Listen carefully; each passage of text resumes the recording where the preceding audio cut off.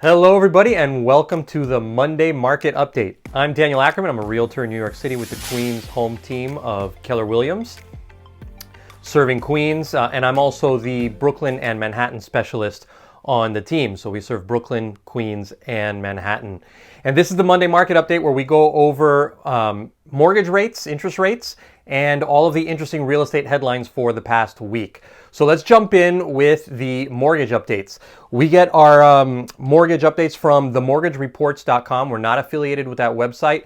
I just happen to find it to be a very, very useful website, and they publish the latest interest rates every single day, Monday through Friday, and it's a great resource of information for buyers and for sellers as well.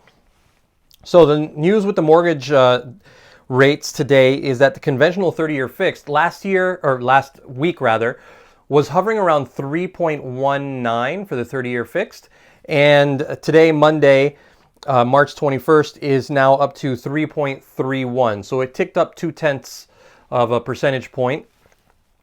And, that's not insignificant. But the news that they're also saying is that judging from early market movements, mortgage rates might fall a little bit today or hold steady. That, of course, can change depending on what investors in the stock market do. And it's important to remember this. We're probably going to do a podcast on the podcast channel about this, sort of the connection between macroeconomics and what's happening in the market, and then how that impacts mortgage rates and interest rates. But it is important to remember that they are interrelated. So, if bonds are doing one thing, or if the stock market is doing something, that's going to have an effect up or down potentially on mortgage interest rates. So just keep that in mind. So the 30-year fixed is at 3.3.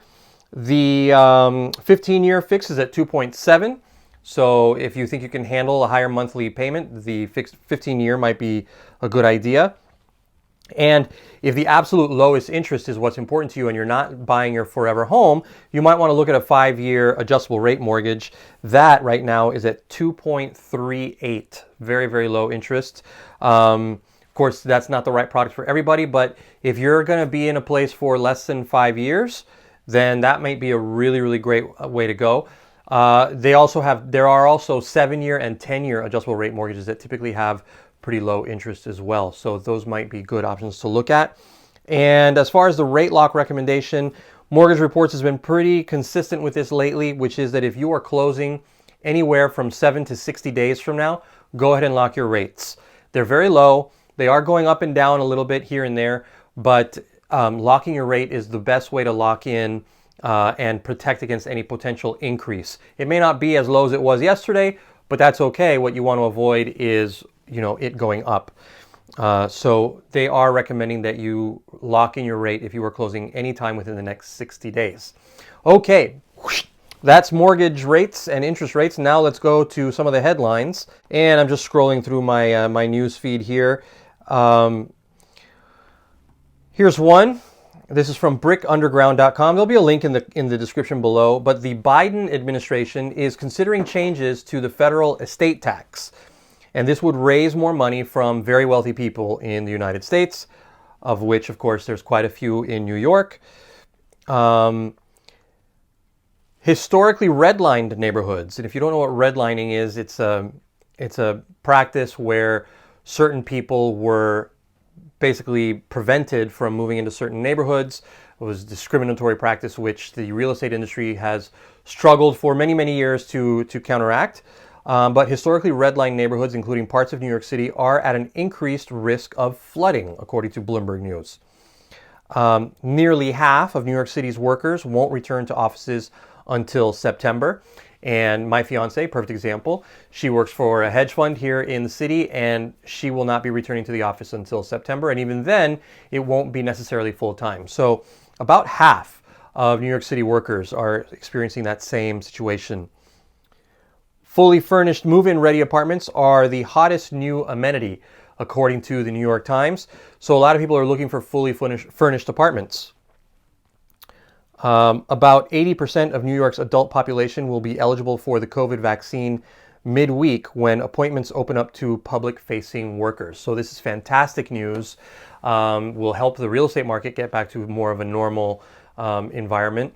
But 80% of New York's adult population should be eligible for the vaccine by midweek this week.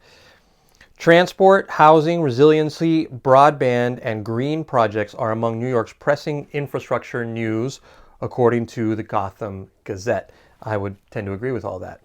All right, let's look at a couple of other headlines. Here's an interesting one. Manhattan townhouses have increased levels of demand. They're up to about 2015 levels. Now, 2015, 2016 was the peak, the absolute peak of the New York City real estate market. And since then, things tapered off.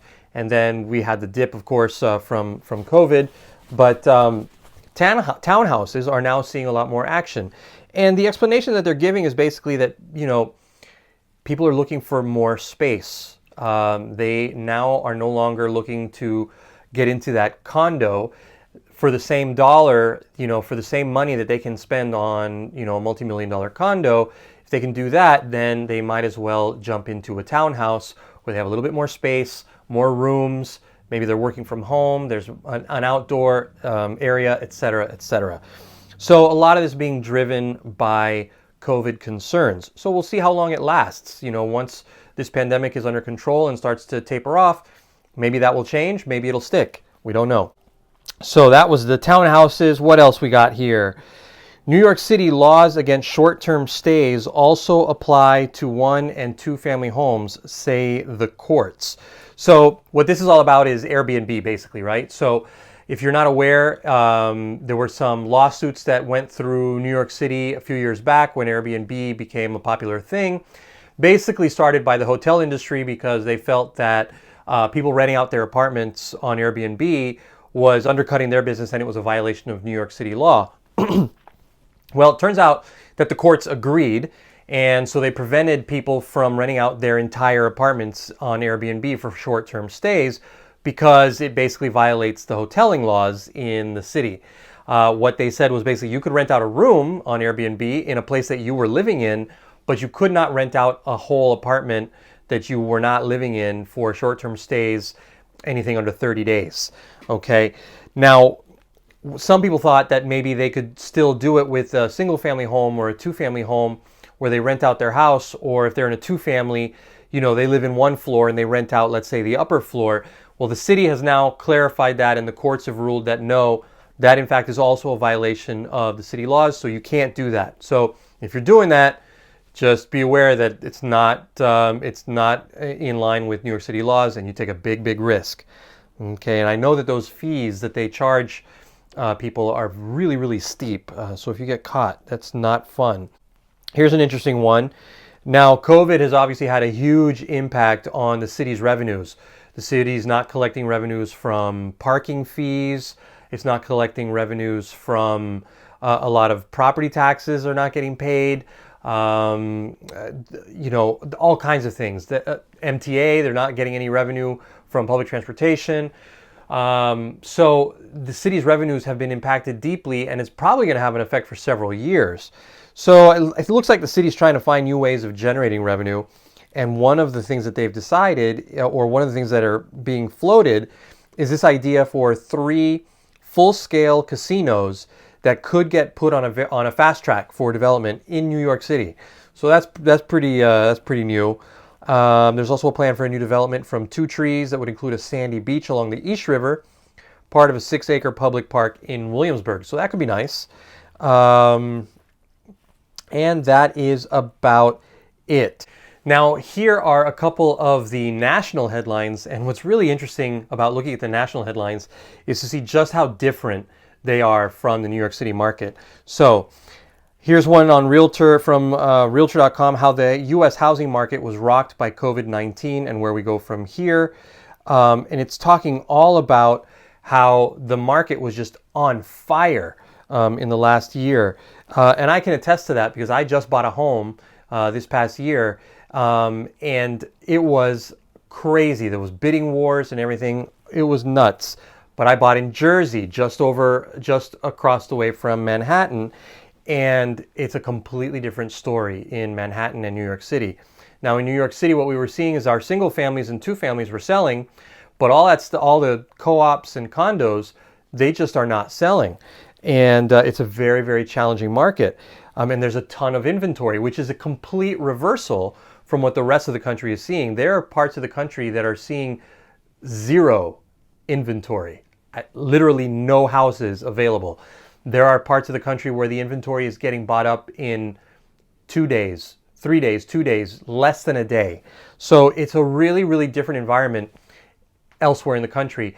And it's important to remember that real estate is that local. Even in New York City, you're seeing differences between different neighborhoods and different housing types.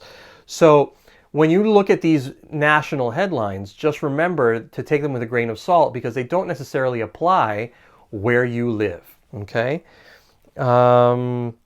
Existing home sales fall as inventory remains a challenge for buyers. You look at Manhattan, it's the reverse, right? Home sales are going up in Manhattan because they were in the toilet all of last year. So, you know, really, really points out how hyper-local real estate can be. Well, guys, that's about it. Those are the interesting headlines in real estate for the last week, as well as the mortgage rates. Hope you've enjoyed the Monday market update. If you like this video, give it a thumbs up. And if you'd like to see more of this content, make sure to subscribe to the channel. And if you hit the bell, you'll get notifications of all the new content on the channel. Thanks very much for watching. Hope to see you again soon. Take care.